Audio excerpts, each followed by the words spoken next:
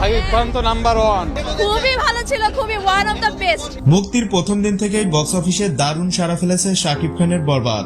Awesome ছিল, crazy ছিল, সাকিবের বেস্ট অভিনয়। এত অল্প সময়ে ছবিটি এতটা সফলতা পাবে এটা অনেকে কল্পনাই করতে পারেনি। এখন পর্যন্ত বরবাদ কত কোটি টাকা আয় করলো এটা সত্যি অবিশ্বাস্য রেকর্ড।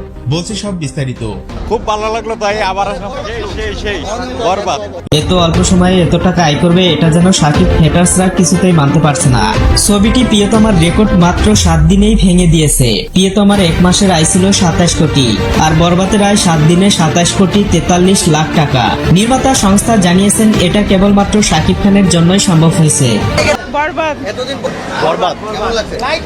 অনেক ভালো। আমার মনে ছবিটি এখনো ওটিটি প্ল্যাটফর্ম ইউটিউব এবং ফেসবুকে রিলিজ করা বাকি আছে। এর আগেই রিলিজ দেওয়া হবে মধ্যপ্রাচ্যের দেশগুলোতে, যেমন অস্ট্রেলিয়া, কানাডা, আমেরিকা, ব্রিটেন, এছাড়াও আছে ভারত। এ সকল দেশ মিলিয়ে হিসাব করলে বরবাদের আয় দাঁড়াবে 100 কোটি প্লাস। সেই হিসেবে বরবাদের এখন পর্যন্ত আয় দাঁড়ায় 102 কোটি। এটা শাকিব ভক্তদের জন্য বিশাল সুখবর। তবে এতে শাকিবের পারিশ্রমিক ছিল 1 কোটি 20 লাখ টাকা। ঈদের এতগুলো দিন পেরিয়ে গেলেও এখনো বরবাদের দাপট তুঙ্গে।